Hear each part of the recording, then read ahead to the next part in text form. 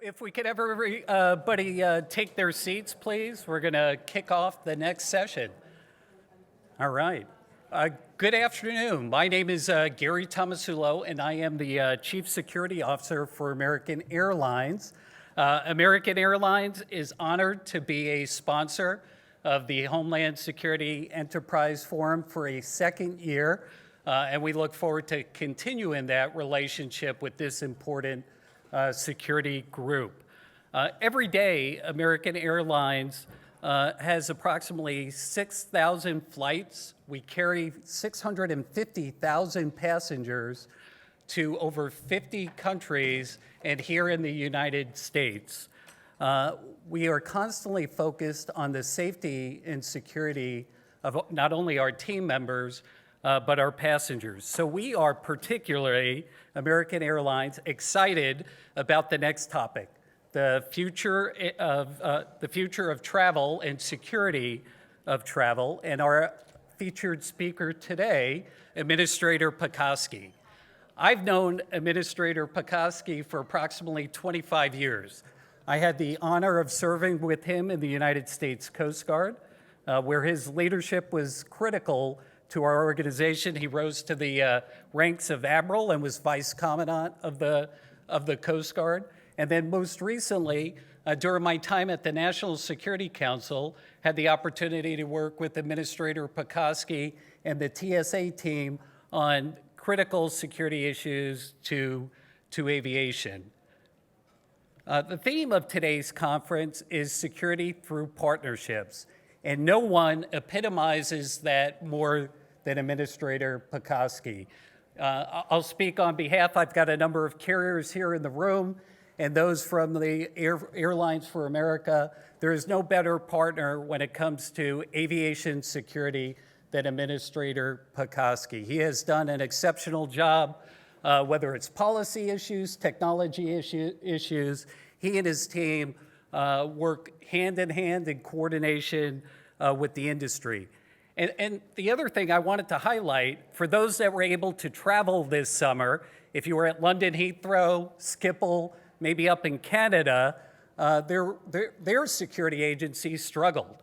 But I really have to, on behalf of our president, Robert Isom, and CEO, he has said this at a number of forums, but it was exceptional, the job that TSA and CBP did for our country this summer. And I know TSA, people like to criticize. I think, it's a very difficult job, but they deserve our gratitude, especially from the aviation industry, on the exceptional job that they did this summer.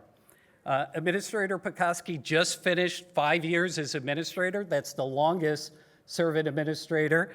And I don't know if I'll have to, ask him about his mental health here, but he has decided to stay on for another 5 years, which from an aviation carrier perspective, we could not be more pleased. His exceptional leadership of TSA, and when needed, went over to the department a couple of times during his time as administrator to serve as deputy secretary. So couldn't be more pleased with the job he's done. Today, we also have Patty Cogswell is going to be our moderator. And Patty knows the administrator well. Patty was our deputy at TSA for a period of time during his time there. Patty's also served at the National Security Council. She's been part of the DHS Office of Intelligence and Analysis, and now Patty is a partner at Guidehouse. So please join me in welcoming Administrator Pekoski and Patty Cogswell. Thank you. Thanks. Thank you, Gary. It's always wonderful to have Old Home Week, and I really feel like both with Gary introducing us and frankly looking out in the room, it is very much Old Home Week. So I just want to note, for picking up on the theme where Gary just left off, since the creation of DHS, we have had a couple of themes that have continued. One is the ever-increasing volume of passengers, of cargo, as well as the evolving threat environment. The hallmark and watchword through all of that has been adaptation, innovation, and partnerships. Coming into today's session, I said, these are perfect topics for us to be able to discuss. But first, in order to get our things kicked off, we are going to do an audience poll. I think you all are used to this by now. So first up, there it is. With aviation travelers indicating they are not only coming back, but planning to travel in new patterns, both internationally and domestically, where should government and industry focus? First, one stop. Second, upgrading infrastructure. Third, enhancing the traveler experience. Or fourth, exploring and trialing emerging technologies. Somebody should play the Jeopardy music. Yeah. Let's not do that to anybody. I love watching this real time. Yeah.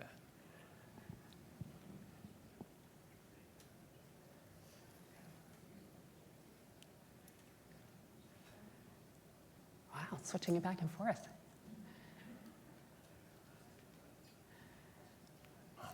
Every time I think we're done, it keeps moving. All right, I think the good news is we're pretty much set. And the good news is, I believe all of these topics will be on the discussion today. So that worked out very, very well. So what we're going to do now is we're going to go through a couple quick questions, or not so quick questions. We're going to have a couple discussions here. And then I will open it up for the audience to be able to ask your own questions and see where that takes us. That said, I know a number of you in the audience have questions both humorous and serious, and it will be fun for all. So Sounds with good. that, first question for you. I would love to hear, back to Gary's point, you have completed 5 years. You are on to the next 5 years. What did you learn from the first 5, and how is that influencing your start and your focus for the second 5? Sure. Thanks, Patty, and appreciate the comments. And Gary, thank you very much for the introduction. And to Gary's point, you're right. I mean, our partnerships are really, really strong, and that's because our interests are largely aligned.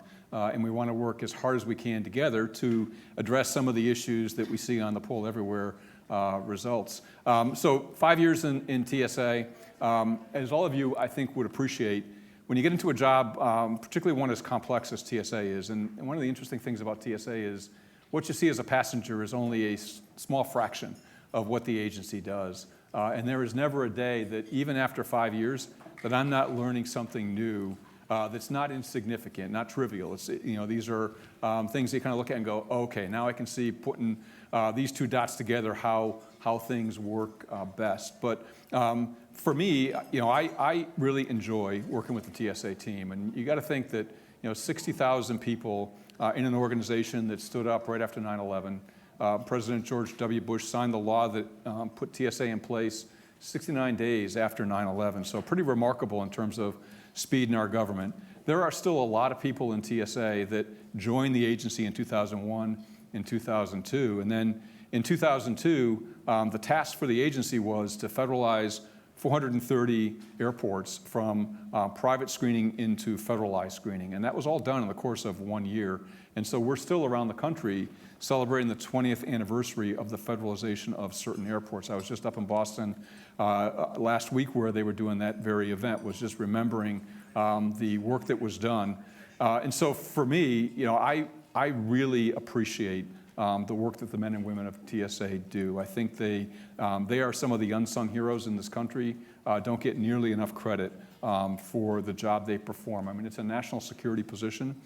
They make decisions that have significant impact on the safety and security of our aviation system, and now increasingly our surface transportation system. So my privilege really is to be able to work with them for 5 more years to see if we can't continue to further define what the culture of TSA is as an agency. One of the Poll Everywhere responses was on passenger experience. Our officers have a lot to do with the passenger experience, and conversely, passengers have a lot to do with the workplace morale for TSA. And so I'm just really looking forward to 5 more years of opportunity. And when you're trying to do things that really bend the culture of an organization, and when you have a relatively young agency, 21 years old as of the 19th of November this year, there's a lot of opportunity to look at things that we need to do as an agency to better deliver on the next 10, next 20 years of mission performance. So I'm looking forward to the opportunity. Very good. And I know one of your particular focus points for this coming year is really about taking care of people. In particular, looking at pay parity, pay equity. Maybe you might spend a few minutes just talking about why that's so important to you. Yeah, pay equity is critically important. And if you just take the label, pay equity, that says it all. Because if you look at the pay for anybody that works in TSA, it is quite different from the pay of every other federal employee. And what we did was we took one of our frontline officer positions and just used the OPM classification guidance and tried to figure out, hey, given the classification guidance, where would this position class out in the general schedule? Would it be a GS7, GS9, GS11? How would it class out? When we went through that exercise, and that's fairly easy to do, we got some validation from OPM we were doing it correctly. What we found is those frontline officers that show up at 2:30, 3 o'clock in the morning for the early morning shift, which really sets the tone for the rest of the day, they were getting paid 30% less than their counterparts in other federal agencies.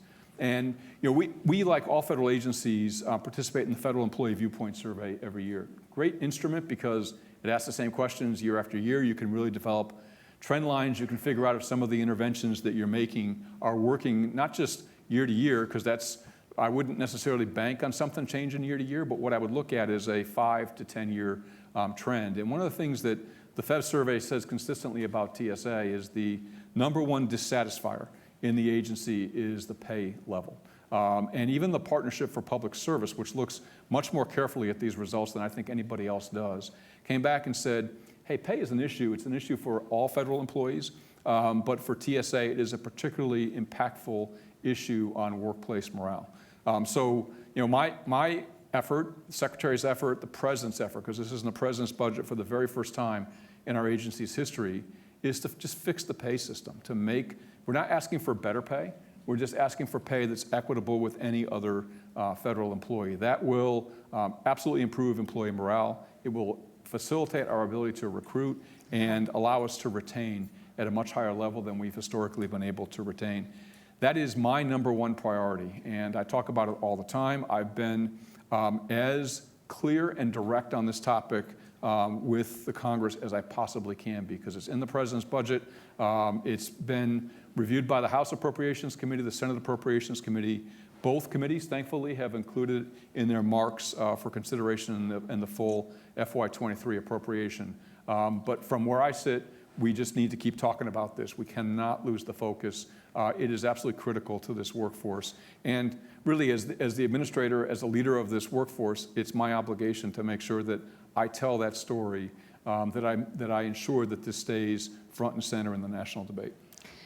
I will just echo how important I have always thought this was as well. I think many people don't understand that not only do they come in potentially at a lower level, they don't get step increases the same way that the regular general schedule does. In large part, because historically the budget caps did not allow it. And that is part of why we got to where we are today. Yeah, and the other part too is that for employees, the starting pay for a transportation and security officer is about $36,000 a year. What we've necessarily had to do over the past several years is provide all kinds of incentives, retention incentives. We put a summer incentive in place this year to further financially incentivize people to volunteer for overtime.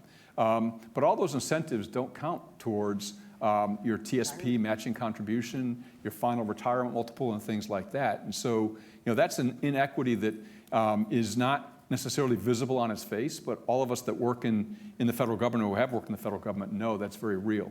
And so you're taking really the entry level of a very large workforce. The screening workforce is almost 50,000 people of the 60,000 in TSA, and you're making them not have the same base pay levels, but all of the other contributions that go into it are not matched at the same level for them. Diverting to a different topic, last week you released your innovation doctrine. Very exciting, and I know a while coming, and something you've been interested in for quite some time. Maybe you could share a little bit why that has been of importance to you. Sure, innovation doctrine, I signed it out and we released it last week. It's the first, as far as we're aware, it's the first and still the only innovation doctrine for a federal agency in the government. And one of the things that we saw is, and I think John Pistol, one of my predecessors as administrator, would validate this, is TSA is an incredibly innovative organization. We're always looking for ways to put better technology in place, to improve our processes and procedures, to put better policy in place. But we've been dealing with innovation as a startup agency, beginning almost 21 years ago, really as more of a hobby than as a built-in part of the system of the agency. And so what we did in the innovation doctrine was we were explicit about the need for innovation from the ground up within the organization, working with our external partners, whether they're airports, air carriers, or other technology vendors, or just organizations that do similar kinds of work that might have some good recommendations for us. And so what this innovation doctrine does is it, one, reinforces the priority of innovation in the agency, and secondly, really tries to build it into the core business of TSA. I mean, we had an innovation task force. It's still in existence. It's responsible for a lot of the new X-ray technology that you see, the new credential technology, some of the new on-person technology.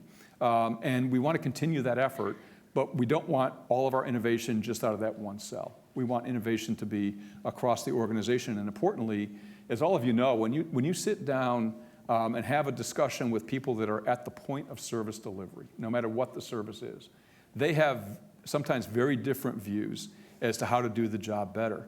And we ought to pay a lot of attention to that. And from my perspective, when you ask somebody, hey, you're doing this job day in, day out, and there's a whole set of procedures that you need to follow, is there a better way? When you ask that question, you better be prepared to take the answer and do something with it and provide them feedback as to what you decided. So this innovation doctrine stands for that premise. It's embedded in the organization, embedded in the business processes. It's a top priority. And we do have a chief innovation officer in TSA. We started that in 2018. We've now had 2 chief innovation officers. They report direct to me in the organization, but they don't do all the organization. The job of the chief innovation officer is just to set the environment under which innovation can thrive within the agency and have a direct line to me so that we can course adjust as we need to. So I'm really excited about having this released. The next doctrinal pub that we'll release is like a pub 1 for TSA. It's time. It's time to just say, hey, this is how we work. This is how we do things in the agency. These are our values. These are our ethos going forward. So that will come out hopefully probably in the first quarter of calendar 23. Very exciting. I will say one of the elements that has been in your innovation toolbox for a while has been the push for open architecture. I think there's probably some people in the room who are intimately involved and understand open architecture, many others who will not. But really that idea of changing the environment, the standards, the agreement across both domestic and international partners about how we want to see the future of screening technology so that more energy, enthusiasm goes into those markets. Maybe you can talk a little bit about some of your engagement with our overseas partners as part of that, as well as what you are hoping you'll see out of the next year or 2. Yeah, thanks, Patty. And open architecture, a key priority for us, and basically it stands for the premise that when you buy a piece of technology, that technology has a system that it uses as its operating system, a set of software for its operating system, and then particularly in our detection technology, then there are other software elements that provide the detection capability for the machine. Where we'd like to go is to get to the point where the data that the machine is generating to feed into the software programs that will help us detect the threats that we need to detect is all in a standardized format. So that we can take data, for example, from another country's system and apply our own software models on top of it to determine if there's a threat in that carry-on bag, in that piece of checked luggage. And that's called open architecture. It's basically common data standards, and then importantly, a software library that allows different applications to talk to each other, the APIs, the application programming interfaces. So we're in our procurements now are specifying both that data architecture and the API interfaces so that whatever piece of hardware we buy, we can literally go out into the open market if we want to put another layer of software into the detection capability of that hardware and just ask vendors to bid in an open architecture scenario for that software solution. That will give us a lot more agility. It will provide a lot more competition. And it will also, I think, open that market up to more small businesses. To Patty's point, we've worked really hard internationally on this. In fact, I signed a document with ACI Europe back several years ago that basically declared that for the United States and for the United Kingdom and for ACI Europe, Airports Council International Europe, that we were going to advance open architecture in a very serious way. For us in TSA, we've got a lot of opportunity right now because, as I mentioned, we're replacing all of our X-ray technology in our checkpoints. And so there's probably 2,467 or some odd individual screening lanes in the TSA screening system. So we're going to buy 2,467 X-ray machines. That's a big buying chunk. And I don't want to buy all of this hardware without determining early on that, hey, whatever operating system you have and whatever software that you develop for us needs to be in the open architecture format. And then if you just carry the idea a little further forward, and we've done some testing on this, if we could take an image of a check bag that might be at Incheon Airport in South Korea that's inbound to the United States and just transmit that image and the data in near real time and be able to put our own software algorithms on it to determine whether or not we can let that bag go tail to tail on aircraft or that it needs to be further inspected and searched. So open architecture to me is all about opportunity, all about preserving all of your future options for technology. And he already previewed the next question I was going to ask, which is all about one-stop. Yeah. For folks who probably have not really thought about why one-stop is so critical, how many times have you traveled internationally? When you came back to the United States, you landed, you had to get all your bags, you went through CBP, you then went back to TSA, rechecked everything back in, and then got on the plane. Right. One-stop is intended to address that. And something that I think the carriers have long been interested in, but there are a variety of reasons that has been hard. One element you just highlighted was that ability to understand what the imagery is and what threats there would be there. But maybe you could talk a little bit about how you are approaching this with some of our foreign partners. Yeah, one-stop, huge opportunity for all of us. One is, I start with the statement that one-stop security is better security, period. So flights that are inbound to the United States would be screened to standards that are commensurate with United States security standards. So by definition, those inbound flights are more secure than they are today. So that's a huge security advantage. Secondly, we've seen tremendous recovery in the aviation sector. I mean, just over the past 2 weekends, each Sunday of the past 2 weekends has been a record-setting Sunday when you compare pre-pandemic travel levels to what we're seeing in 2022. So this past Sunday, for example, we had about 2.5 million passengers go through our system. That was higher than it was in 2019. So that just shows that the demand for air travel is back. And I expect, and I think all of my carrier colleagues here in the room would agree that we're going to probably see 4%, 5% year-over-year growth return. We don't have the infrastructure and the space to continue to add people into our screening checkpoints to be able to meet that passenger growth and still meet our standards for passenger throughput, and we will always meet our standards for screening. So when we looked at this was an opportunity, one, to facilitate travel, to improve security, but there are a couple of other really important benefits to it. One of the agreements that we made, and this is something that we've thought long and hard about, and it really goes to the strength of partnerships and the depth of trust that we have with certain partners, whether they're a government or another last point of departure airport, is that, as many of you know, in TSA, we do red team testing of our system on a regular basis. This means that we send a group of testers out. The testers don't often know specifically what they're testing, so they can't kind of key off to somebody being tested. and obviously the individuals being tested don't know they're being tested. When we get those results, we look at them. The whole purpose is to help us identify vulnerabilities before our adversary identifies them. So we look at those, and then we take a big gulp, and we figure out, okay, what are we going to do now to close the vulnerability that we've now identified? But the challenge with that is that within the international aviation system, there are very few countries that do red team testing of their systems. And so built into the one-stop agreements will be an agreement to do joint red team testing of that country and that airport system with their team and our team working it together. And then the reverse is also true. For the U.S. airports that would be the departure airports for our foreign partners, we would do the very same thing.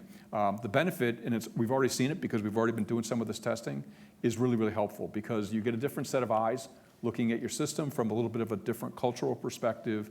And then we can both look at it and say, okay, what can we do to be able to address this vulnerability? The other part is that we were trying to get away from just having every other airport do exactly the same thing that we do, because culturally and legally, that's generally not possible. And so what you have to do is decide, hey, what constitutes an equivalent security outcome?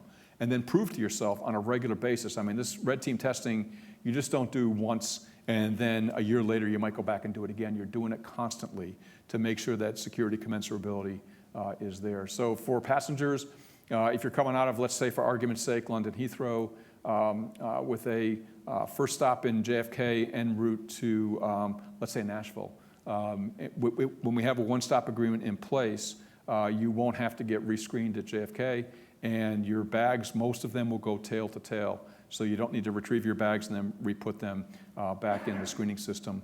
We've asked the Congress for the authority to prototype this because we always want to prototype something with a lot of oversight and a lot of governance before we bring it into full-scale operations. So the Congress has been very receptive to this, and I'm hopeful that this will appear in one of the many different vehicles that we'll see over the next couple of months. But just a prototype for a 5-year period to establish how well it works, because we wouldn't ask to prototype if we didn't think it would work, and then really start to reap the security, the facilitation, and the efficiency benefits of it.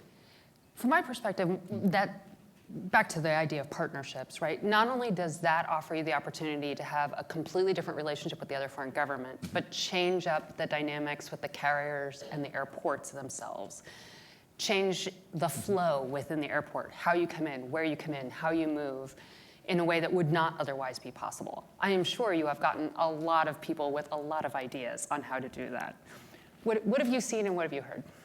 Yeah, certainly a lot of ideas, which is really the energizing part, is that everybody wants to contribute to making this successful. And I think what a lot of people appreciate is, hey, this is something we can actually do, right? That we are seeking the legal permission to do it. And the other part is that we're really going to get insights into each other's systems so we can make improvements. We've already made some improvements in our system based on some of the results we've seen from UK inspectors looking at some of our operations. So, I just see it as enormous opportunity for all of us. And then when you think about, one of the things that's great when you go around the country, as much as I think pretty much all of us in this room do, you see a lot of energy. I do. I see a lot of construction. I see a lot of opportunity out there. It's hard on a let's say a 3 or 4 day period of travel where you're visiting a couple of airports, let's say 3 or 4, that you don't see some major terminal construction in place. And so this is really an opportunity to get past the 2001 infrastructure constraints that we have. I mean, if you go to Washington Reagan Airport, what used to be hallways, concourses, we put screening checkpoints into. And it really made it hard to go to the restaurant that you wanted to and ensured that you were past security before your flight boarded. Now they have 2 main security checkpoints. So it's a whole lot better for the airport. It's a lot better for us because we can manage a large checkpoint a lot better than we can manage a series of small ones. And so we're seeing that trend developing all across the country. The other thing that we're seeing with airports is provision for canine operations. Canine operations weren't necessarily envisioned in 2001, 2002. Now they're a key part of what we do to ensure our security standards are maintained. And the other part is just providing the opportunity for us to take the people that read the X-rays on X-ray machines away from the machine. I mean, there's really no reason on earth why that screen needs to be right near the X-ray itself. I mean, we could and we should and we will move all of our X-ray readers off the floor and then initially to another room in airports. If you go up to LaGuardia, as probably a really good example, there are separate rooms that have been made available by the airport when they did their facility construction for us to move all those X-ray readers into a separate room. They can focus. They don't get intimidated by passengers or noise, and they can actually lean over to somebody else and say, hey, I'm seeing this. What are you seeing? Where right now it's across different lanes. Additionally, from an efficiency standpoint, when you have, let's say, 20 lanes in a screening checkpoint, it's inefficient to have a person at each one because some move faster and some have lull periods and some are super busy. So if you can read X-ray images across the entire spectrum, that's advantageous. Where we hope we can take this is to do the reading of our X-rays on a regional basis. So you can probably start in the Washington area and you can say, hey, take all the X-rays from BWI, from DCA, from IAD, port them into one center. Let's read them all there.